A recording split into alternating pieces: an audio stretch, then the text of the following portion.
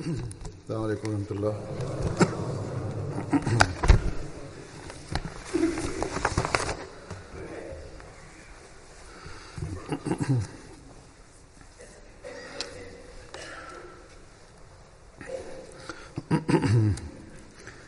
أشهد أن لا إله إلا الله وحده لا شريك له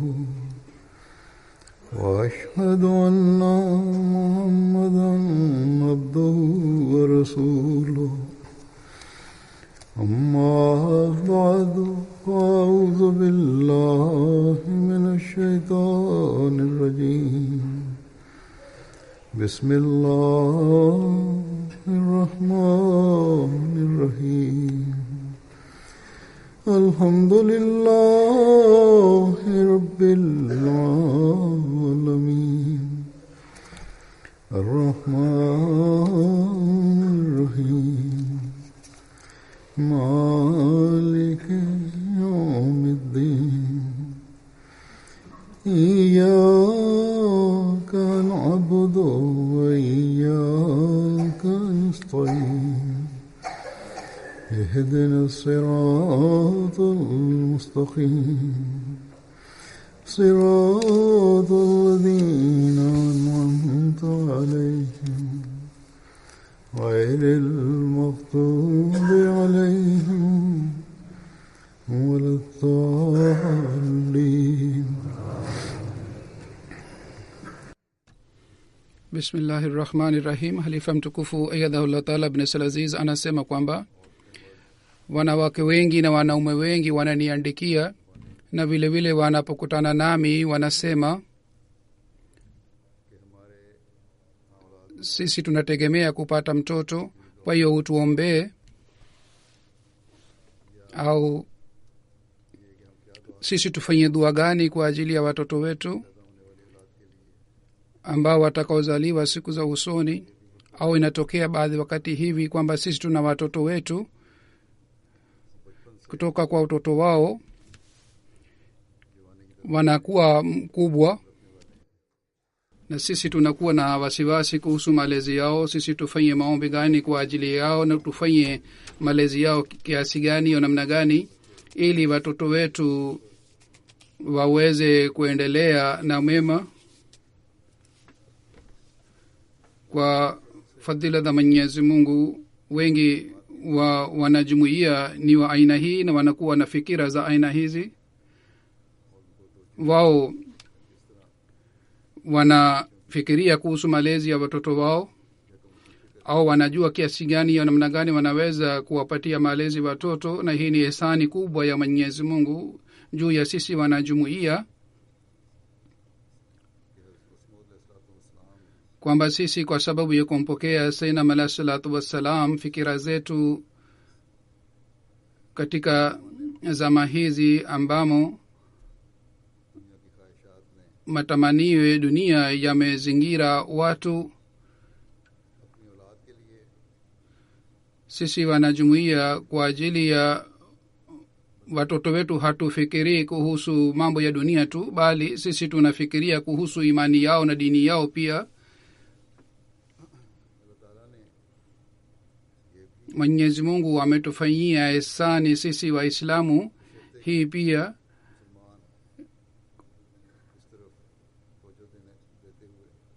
ikiwa Waislamu wanazingatia kitu hiki. Mungu ametufanyia ihsani hii kwamba ndani ya Qur'ani tukufu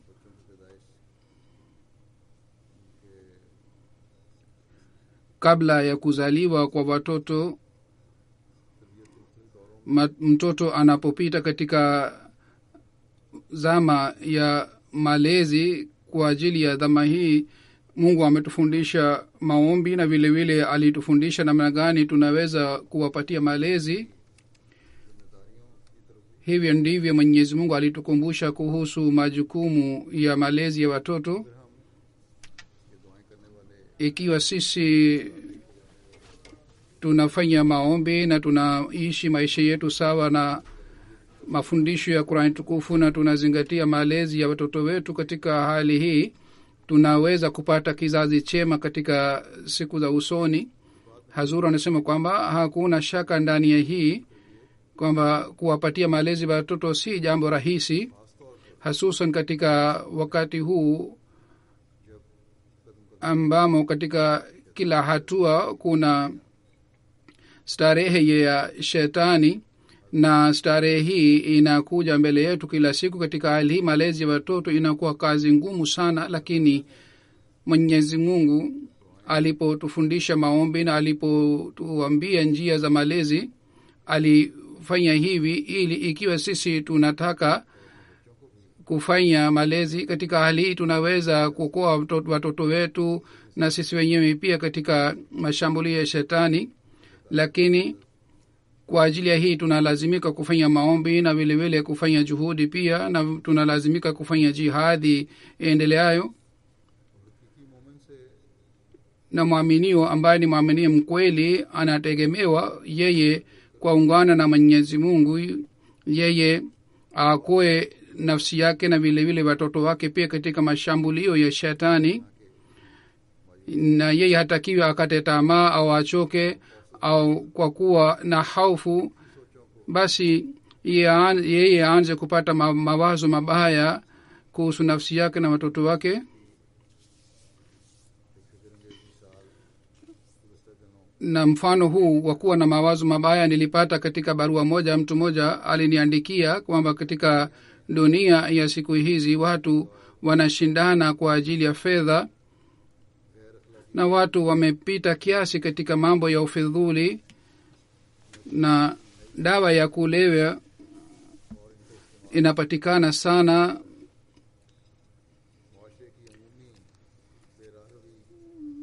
Hali ya jamii inaendelea kuwa mbaya siku hadi siku. Kwa hiyo kwa sababu ya hii, yule aliniandikia anasema, mimi nilifikiria kwamba mimi nitaoa, au labda yeye ameshaoa, lakini anasema alifikiria kwamba mimi nisipate mtoto na nisiwe na watoto kwa sababu ya kuwa na hali hii inayopatikana katika jamii. Hazuru anasema kwamba kitu hiki ni kitu cha kukata tamaa.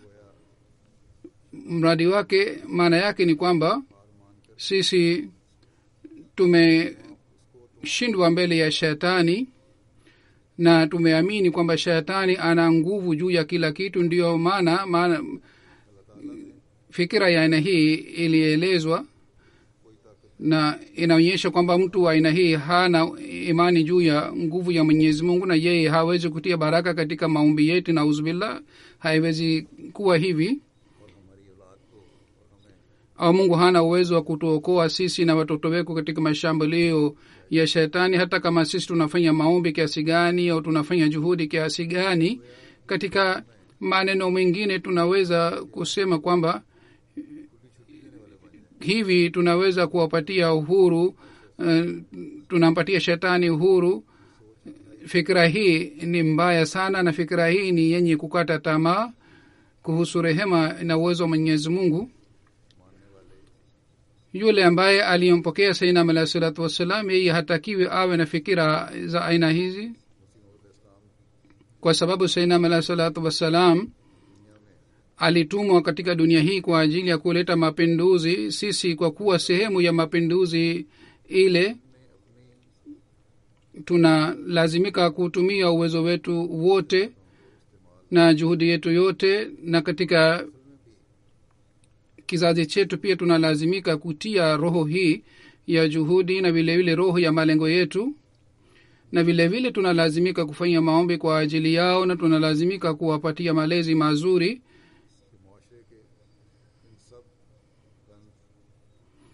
Licha ya kuwa na uchafu huu unapatikana katika jamii, sisi hatutampatia shetani afaulu katika malengo yake.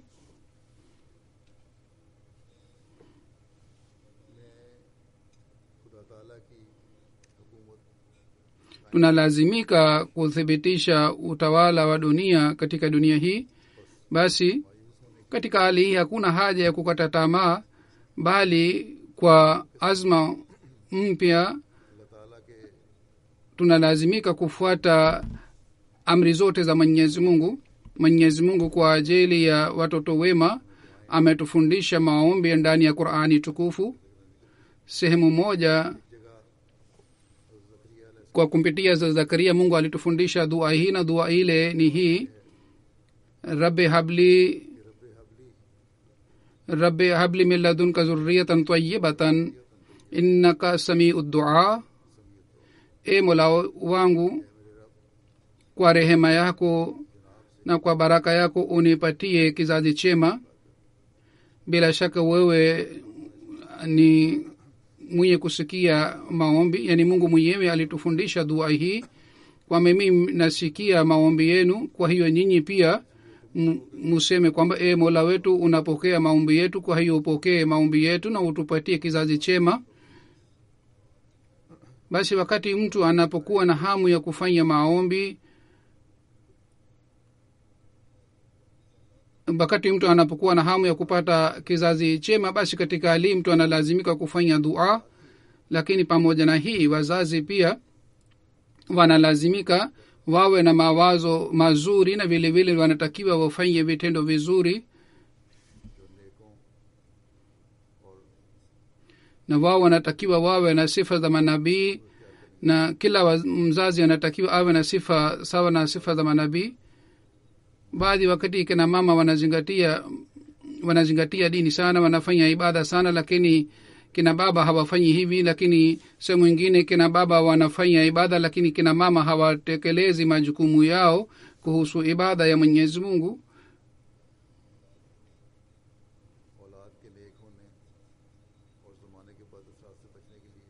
Kwa ajili ya kuepukana na athari mbaya ya dunia, ni muhimu kabla ya kuzaliwa kwa watoto, kina mama na kina baba wote wafanye vitendo vizuri. Maswahaba wa Sayyidina alayhi salatu wassalam, katika matukio yao kuna tukio moja ambamo mtu Sayyidina alayhi salatu wassalam alimwombea dua kwa ajili ya sahaba yake, lakini Sayyidina alayhi salam aliweka sharti kwa ajili ya dua hii, na aliweka sharti kwamba yule mtu mwenyewe pia alete mabadiliko mazuri ndani yake. Yule mtu alikuwa si mwanajumuiya bado, alikuwa hajajiunga na jumuiya, alikuwa hakufanya bayati ya Sayyidina alayhi salatu wassalam, lakini labda yule mtu alikuwa mtu mwema, ndio maana Sayyidina alayhi salatu wassalam alimwombea. Huyu alikuwa Munshi Ata Muhammad Sabatwari. Anasema mimi nilikuwa si mwanajumuiya, nilikuwa mbali katika dini. Anasema rafiki yangu moja mwanajumuiya alikuwa akinihubiri, lakini mimi sikujali mahubiri yake. Siku moja akanihubiri sana na akasisitiza kwamba mimi nimsikilize, nafikirie mahubiri yake. Nikasema sawa, ikiwa wewe unasisitiza, basi mimi nakwambia kuhusu dua moja. Ikiwa dua ile inakubaliwa, basi mimi nitafikiria kuhusu jumuiya, kwa sababu wewe unasema maombi ya Sayyidina alayhi salatu wasalam yanapokelewa. Basi umwambie fanye aniombee, na dua ile ni hii kwamba mimi nina wake 3, lakini hakuna hata moja aliyepata mtoto. Mimi nilioa wake 3 ili nipate watoto, lakini sikupata mtoto.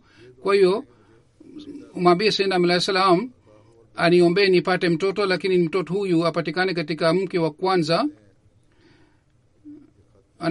Anasema yule mtu akamwandikia barua Sayyidina alayhi salam. Baada ya muda fulani, Maulwi Abdul Karim Saheb alimwandikia jibu kwamba Sayyidina alayhi salatu wasalam amefanya dua kwa ajili ya yule mtu, na amesema kwamba yeye atapata mtoto, lakini sharti ni kwamba yeye afanye toba sawa na tauba ya Zakaria. Munshi Tasab anasema katika siku zile mimi nilikuwa sijali kuhusu dini hata kidogo. Nilikuwa nakunywa pombe, na vile nilikuwa nikicheza kamari, na nilikuwa nikichukua rushwa. Nilikuwa sijui toba ya Zakaria ni balaa gani au ni kitu gani. Anasema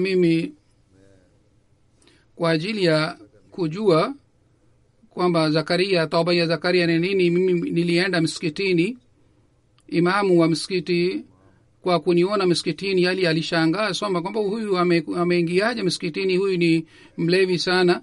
Lakini mimi nilipomuuliza swali yeye hakuweza kunijibu. Anasema kisha baadaye nilimwendea Maulvi Fatidun Saheb katika kijiji kingine. Mimi nilimuuliza, yeye akasema toba ya Zakaria ni hii kwamba uache mambo ya dunia, ule halali, na uanze kusali swala na ufunge saumu, uanze kuja msikitini sana. Anasema kwa kusikia hii mimi nikaanza kufuata nasaha zake, nikaacha kunywa pombe, nikaacha rushwa, nikaanza kusali na kufunga saumu. Anasema baada kama miezi 4 au 5, siku moja mke wangu akaanza kulia, yule mke wangu mkubwa. Kwa hiyo alipelekwa kwa daktari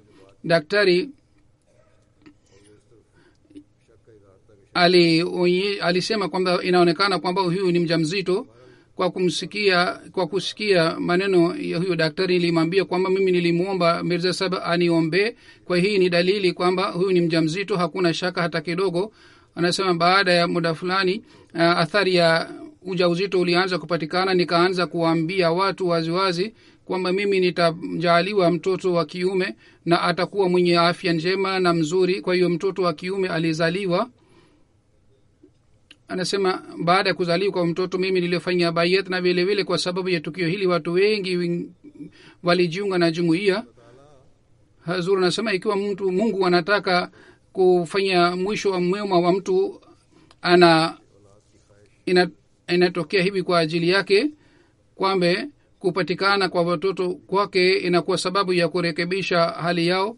Sayyidina alayhi salatu wassalam pia kupokelewa kwa maombi yake alisema yeye analazimia kuleta mabadiliko mazuri ndani yake.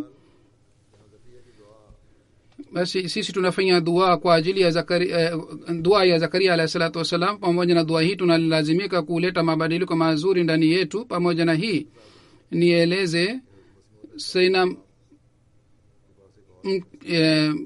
hali ya mtu mwingine ilielezwa mbele ya Sayyidina alayhi salatu wasalam. Yule alisema kwamba mimi afanye dua nipate mtoto.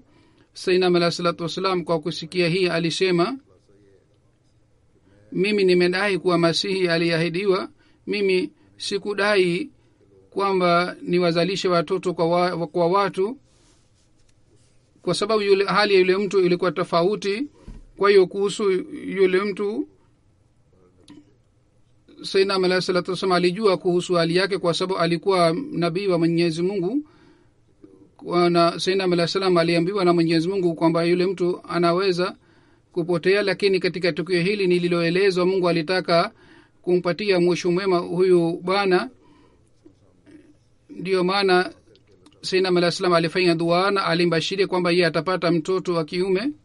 Halifa mtukufu anasema kwamba tunatakiwa tukumbuke kwamba hatuwezi kuweka sharti kwa ajili ya kila jambo. Hatuwezi wakati watu wananiandikia kwamba ikiwa ikitokea hivi basi sisi tutafanya bayat. Hazur anasema kujiunga na jumuiya kwa kuweka masharti, hii si tabia ya kupokea dini ya Mwenyezi Mungu, bali tunatakiwa tumridhishe Mwenyezi Mungu. Mwenyezi Mungu haleti mwongozo kwa sababu ya masharti. Sisi tunalazimika kufuata njia iliyonyoka. Mungu hana haja ya kufuata njia iliyonyoka. Kwa hiyo kama nilivyosema hapo awali, ikiwa sisi tunafanya dua kwa ajili ya watoto wetu, tunalazimika kuleta mabadiliko mazuri ndani yetu. Pia ndani ya Qur'ani tukufu kwa kumpitia Hadrat Zakaria alayhi salatu wasalam, dua hii inapatikana katika sura Al-Anbiya.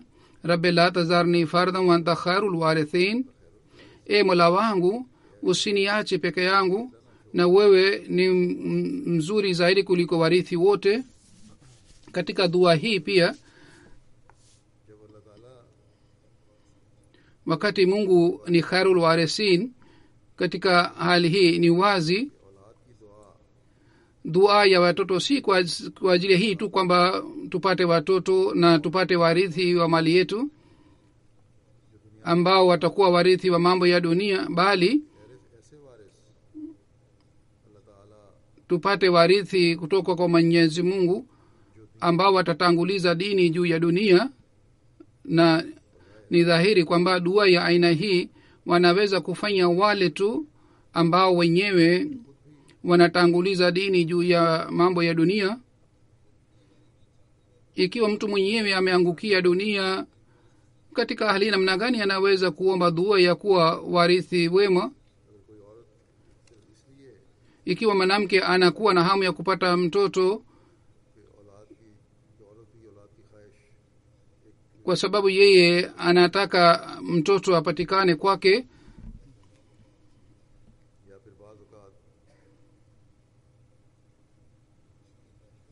au baadhi wakati anafanya hamu kwa sababu mume wake anakuwa na hamu watoto wapatikane, watoto wa aina hii wakizaliwa wanaweza kuwa majaribio kwa ajili ya wale wazazi.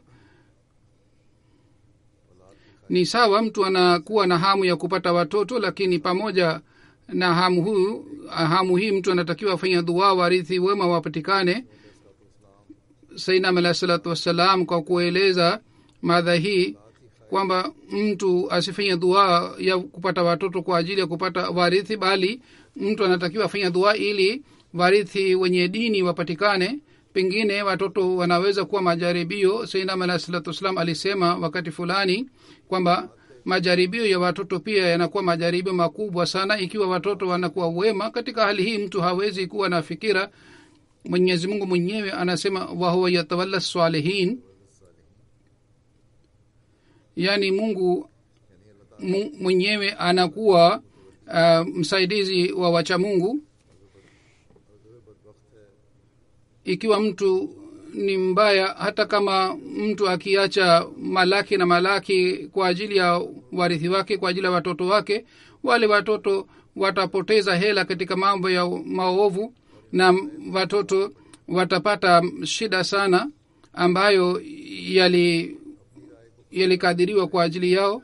Lakini yule ambaye anamtegemea Mwenyezi Mungu, yeye anapata utulivu kutoka kwa watoto wake, yani yeye anafanya sawa na ridhaa ya Mwenyezi Mungu. Na ridhaa ya Mwenyezi Mungu ni hii kwamba tutangulize dini juu ya dunia.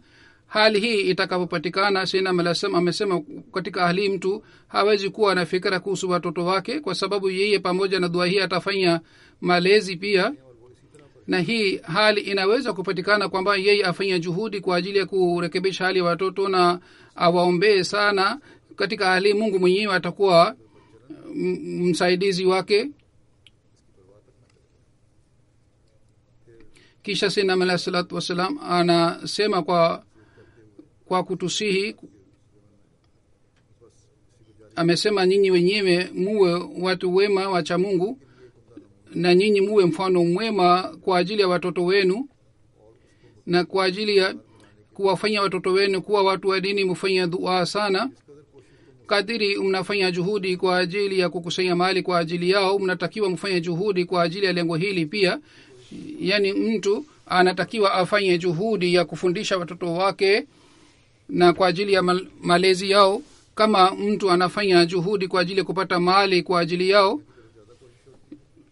Kwa sababu watu wanafanya juhudi sana ya kupata mali, lakini hawapajali kuhusu dini.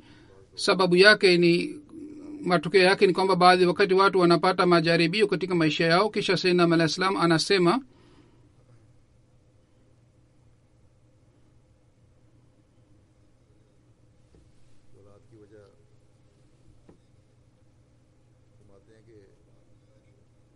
watu wanakuwa na hamu ya kupata watoto, lakini baadhi wakati nimesikia maneno ya matajiri kwamba tupate watoto ambao watakuwa warithi wa mali hii.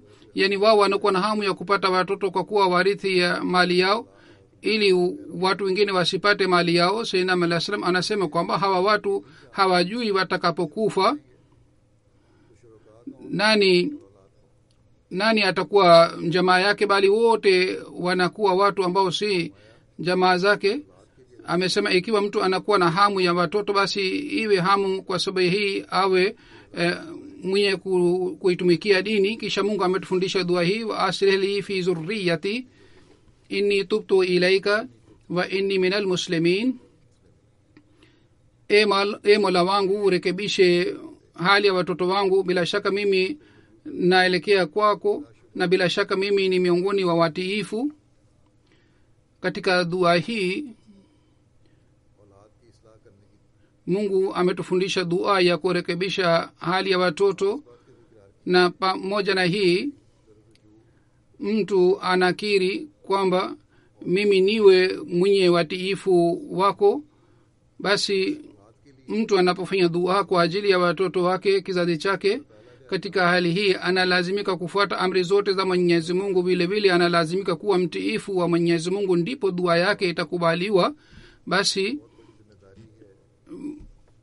wazazi wamepewa jukumu kubwa sana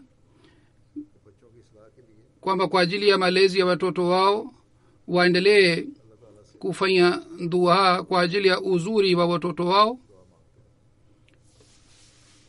na vile vile waache mifano mizuri kwa ajili ya watoto wao. Ikiwa mifano yao ni kinyume na mafundisho ya Mwenyezi Mungu, ikiwa mifano yao ni kinyume na nasaha ambayo inatolewa na wazazi kuhusu watoto wao, katika hali hii, katika dua ya kurekebisha hali ya watoto ni halisi haipatikani. Wakati amali ya aina hii haipatikani, katika hali hii mtu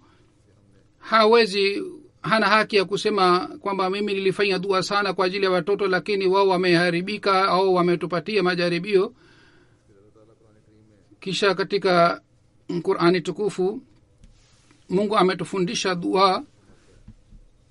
Amesema wale watu ambao wanataka kuokolewa katika shambulio ya shetani, wale watu ambao wanataka kuwa watumishi wa Mwenyezi Mungu, wao wamepewa sifa maalum. Katika sifa hizi moja ni hii,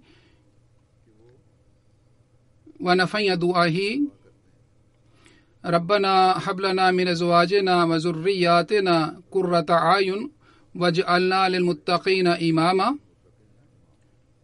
E Mola wetu, utupatie maburudisho kutoka kwa wake zetu na kutoka kwa watoto wetu, na utufanye kuwa maimamu wa wacha Mungu. Dua hii kwa ajili ya watoto na kwa ajili ya wake. Wanaume wanatakiwa wafanye na wanawake pia wanatakiwa wafanye. Wakati mwanamke na mwanamume wanapokuwa na hamu ya kupata kizazi chema, wanapofanya dua hii, katika hali hii, baada ya kuzaliwa kwa watoto wao hawapumziki, bali mama na baba, yani mke na mume, wote wawili sawa na hali yao, wao ni maimamu na vile vile ni walinzi. Na haki hii itatimia wakati wao wenyewe pia watakapofuata njia ya uchamungu na watafanya dua kwa ajili ya watoto wao, na vile vile wataendelea kuzingatia amali zao pia. Sayyidina alayhi salatu wassalam kuhusiana na aya hii ameeleza kwa urefu sana. Amesema lengo la nikah, kuna hii pia ambayo imeelezwa katika sura Al-Furqan. Mungu amesema balazina yakuluna rabbana hablana min azwajina wa zurriyatina qurrata ayunin waj'alna lilmuttaqina imama. Yani waaminio ni wale ambao wanafanya dua hii: e Mola wetu, utupatie maburudisho ya macho yetu kutoka katika watoto wetu na kutoka kwa wake zetu, na utufanyie kwamba wake zetu na watoto wetu wawe watu wema. Hapa Hazur anasema kwamba hapa tena wazazi wamelazimishwa kufanya vitendo vizuri pamoja na kufanya dua hii, na wafanya dua hii kwamba sisi tuwe mifano mizuri kwa ajili ya watoto wetu. Kuwa viongozi kwa ajili ya watoto maana yake ni kwamba sisi tuwe na mifano mizuri ya vitendo vyetu kwa ajili ya kizazi chetu. Basi ndani ya Qur'ani tukufu Mwenyezi Mungu mara kwa mara, pamoja na kila dua, anatukumbusha mara kwa mara kwamba mzingatie amali zenu pia, ikiwa nyinyi mna hamu ya kupata kizazi chema, basi unalazimika kuzingatia vitendo vyenu. Kisha katika kitu hiki kwamba kwa nini mtu anakuwa na hamu ya watoto, kwa nini na awe na hamu ya kupata kizazi. Mtu wakati wa kuwa na hamu ya kupata kizazi na wakati wa kuzaliwa kwa kizazi chake anatakiwa azingatie lengo lake, na vile vile anatakiwa azingatie amali zake, anarekebisha hali yake ili kizazi chake kiwe chema. Asiwe na hamu hii tu kwamba kizazi kiwe kwa ajili ya kuwa mrithi wa mali yake. Na dua hii inatakiwa ifanywe namna gani, kwa utaratibu gani? Kwa kueleza mambo haya yote, Sayyidina Alayhi salatu wassalam anasema mwanadamu anatakiwa afikirie kwa nini anakuwa na hamu ya kupata kizazi. Yeye asiwe na hamu hii ya kupata kizazi kwa ajili ya dunia, kama mtu anakuwa na kiu na njaa.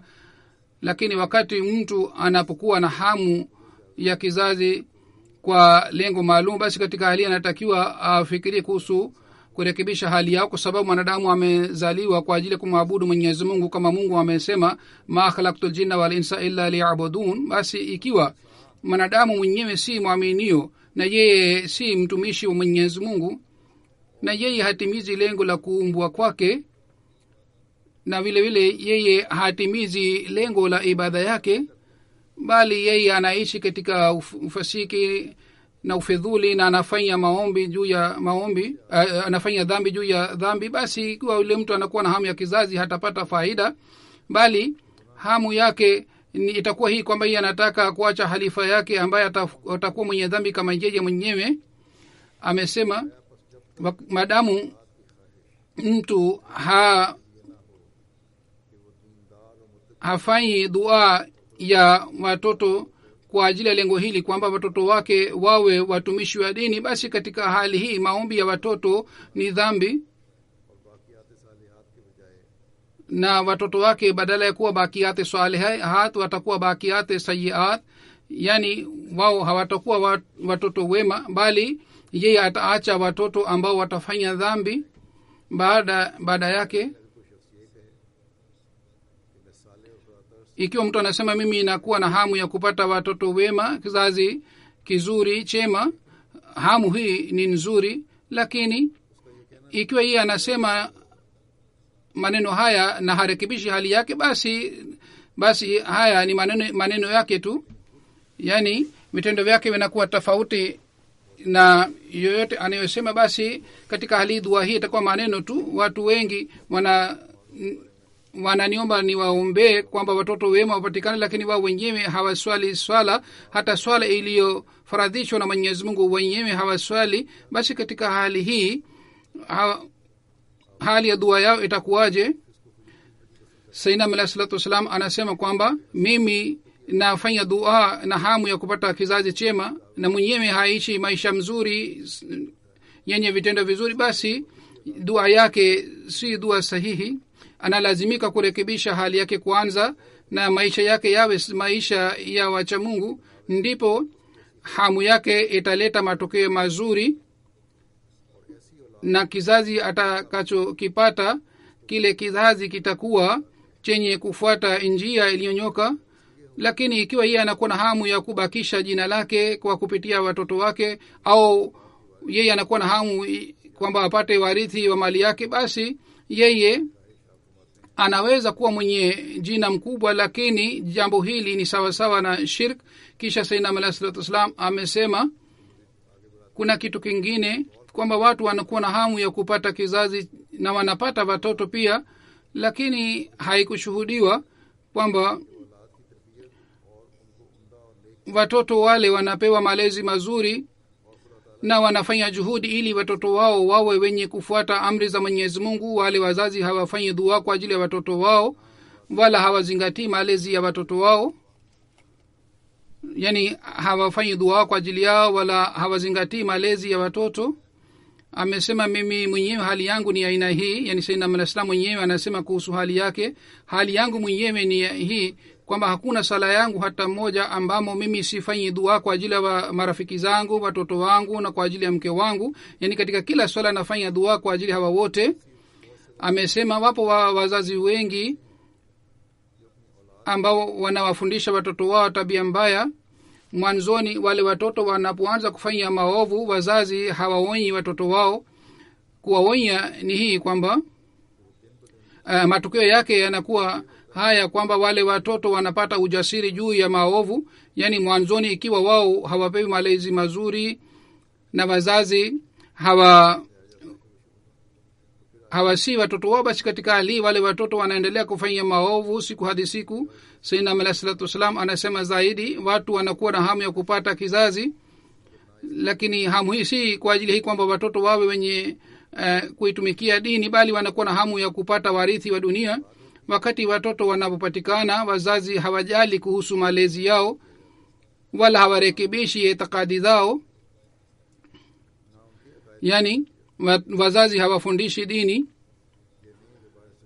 Wazazi hawawezi kusema kwamba watoto walikuwa shuleni na wenyewe walikuwa na shughuli sana, kwa hiyo hawakuweza kuzingatia malezi ya watoto na kuwafundisha dini. Hii si hoja, bali wanalazimika kuwafundisha dini. Vile vile Sayyidina al-Islam anasema kwamba hata wazazi hawarekebishi hulka zao. Hazur anasema kwamba ndani ya Qur'ani tukufu ametufundisha hulka nzuri. Hulka hizi si hulka za dunia tu, bali tunatakiwa tutafute hulka zilizofundishwa na Mwenyezi Mungu. Tunatakiwa tufute hulka zilizofundishwa na Mtume Muhammad sallallahu alaihi wasallam. Tunatakiwa tuwafundishe hulka hizi watoto wetu pia. Sayyidina al-Islam amesema, kumbukeni, imani yake haiwezi kuwa sawa yule ambaye haelewi mafundisho haya. Amesema Mwenyezi Mungu ametufundisha tunatakiwa tuwe na hamu ya watoto kwa nia hii, rabbana hablana min azwajina wa dhurriyyatina qurrata a'yun waj'alna lilmuttaqina imama. Yani Mwenyezi Mungu kutoka kwa wake zetu na watoto wetu atupatie maburudisho ya macho yetu. Hali hii inaweza kupatikana wakati wa wengine hawaishi maisha mbaya, bali wanaishi maisha ya sawa na matumishi ya Mwenyezi Mungu na wanatanguliza dini juu ya dunia. Na mbele Mungu amesema waj'alna lilmuttaqina imama. Ikiwa watoto watakuwa cha Mungu, basi atakuwa imamu wa watoto wake. Yani hii dua ni kwamba mtu mwenyewe awe mcha Mungu na vile vile anafanya dua watoto wake pia wawe wacha Mungu ili aweze kuwa imamu wao. Kisha anasema Sayyidina Alayhi salatu wasallam anaendelea kusema,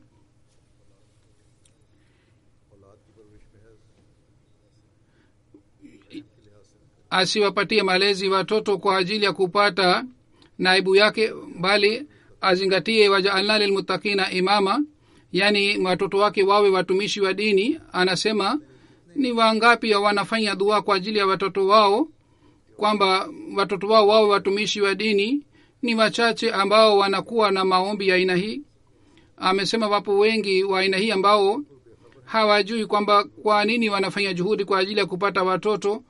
Wapo wengi ambao wanafanya dua ya kupata watoto ili warithi wao wapatikane, na wanakuwa na hamu kwamba isije mtu mwingine akachukua mali yao. Basi kumbukeni, katika hali hii dini inapotea kabisa. Ikiwa bali mtu anatakiwa awe na hamu hii kwamba kizazi chake kiwe mtumishi wa dini. Hazuru anasema kwamba wazazi wa kifine nao wanatakiwa wazingatie sana kuhusu malezi ya watoto. Kisha anasema mimi nashuhudia watu wanafanya kwa ajili ya dunia hii, na wao wanafanya kwa sababu ya mapenzi ya Mungu. Mapenzi ya dunia hawafanyi kwa sababu ya mapenzi ya Mwenyezi Mungu. Yeye anatakiwa anafanya dua hii waja'alna lilmuttaqina imama, yani mtoto apatikane ambaye atainua jina la Mwenyezi Mungu. Mtu anapokuwa na hamu hii, katika hali hii Mwenyezi Mungu anaye uwezo kwamba ampatie watoto sawa na Zakaria. Lakini mimi naona watu hawafikiri zaidi hii kwamba mimi nina bustani, nina mali, basi warithi wake apatikane. Lakini hawa watu hawafikiri, hawajali kwamba wewe utakapokufa, basi katika hali hii marafiki na jamaa wote wako sawa. Anasema mimi nimeshawahi kushuhudia watu wengi wanasema kwamba utuombee tupate watoto ambao watakuwa warithi wa mali yetu, isije baadaye mali yetu uchukuliwe na watu wengine, watoto wapatikane hata kama wanakuwa wabaya. Hii ndiyo ni hali ya Waislamu inayopatikana. Hazur anasema kwamba watu wanakuwa na hamu kwamba mtoto wa kiume apatikane,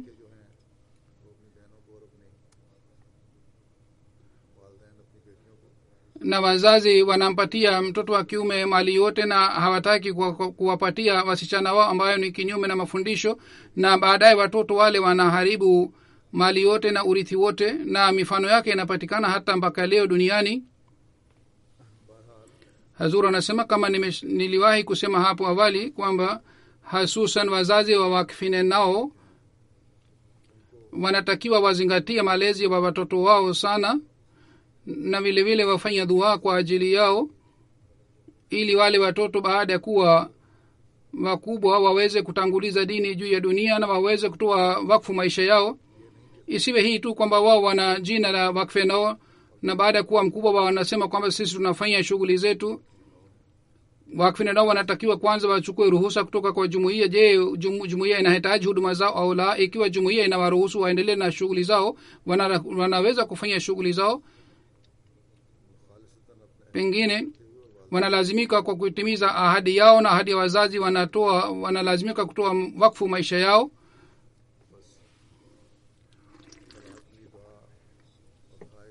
Basi dua ya watoto inatakiwa iwe kwa nia hii kwamba watoto wapatikane ambao watakaotanguliza dini juu ya dunia, ambao watahakikisha heshima ya wazazi, na vile vile watahakikisha heshima ya wazee wetu. Na kwa sababu wapo wengi ambao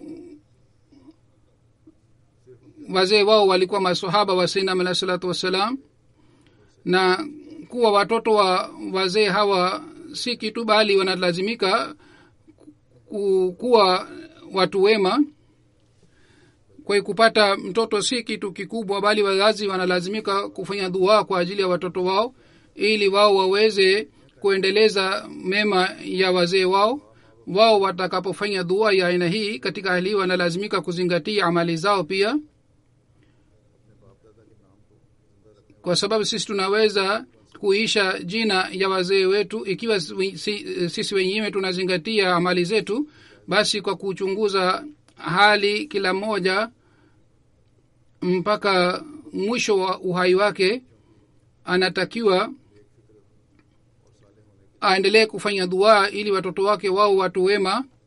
Sayyidina alayhi salatu wasallam anasema msaada wa Mwenyezi Mungu unakuwa pamoja na wale watu tu ambao wanapiga hatua katika mema siku hadi siku. Amesema wale watu hawakwami sehemu moja, hawa ni wale ambao mwisho wao unakuwa mwema.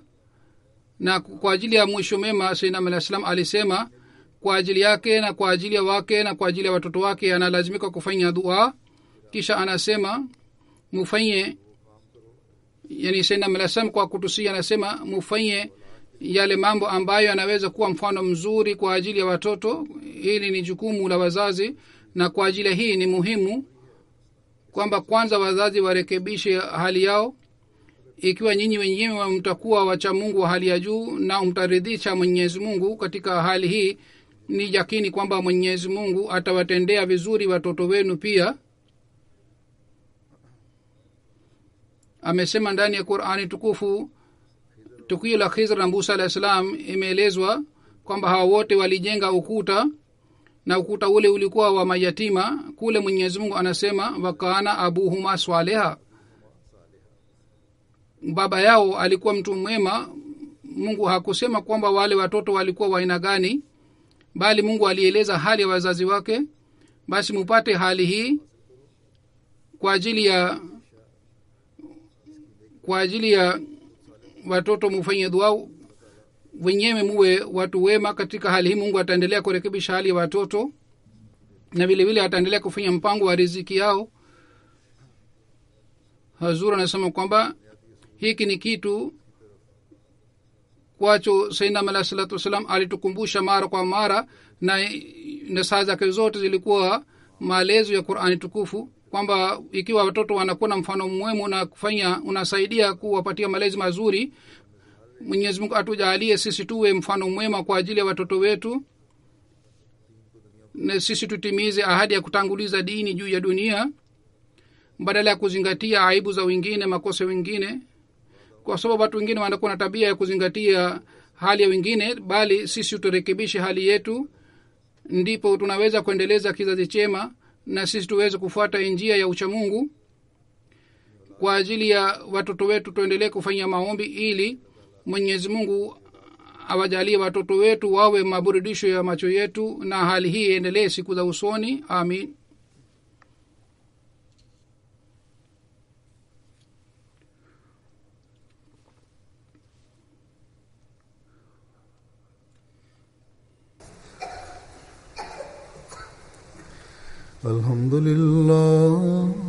Alhamdulillah nahmaduhu wa nasta'inuhu wa nastaghfiruhu wa nu'minu bihi wa natawakkalu alayhi wa na'udhu billahi min shururi anfusina wa min sayyiati a'malina.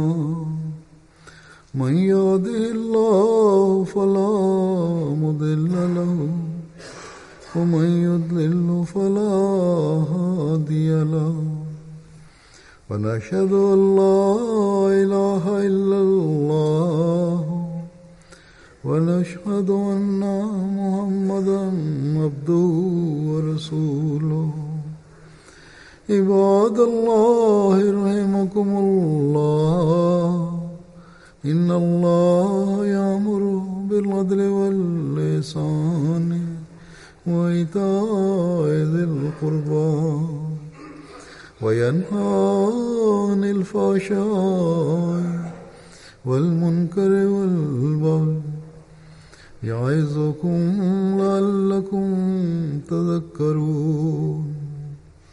اذكروا الله يذكركم وادعوه يستجب لكم ولذكر الله أكبر.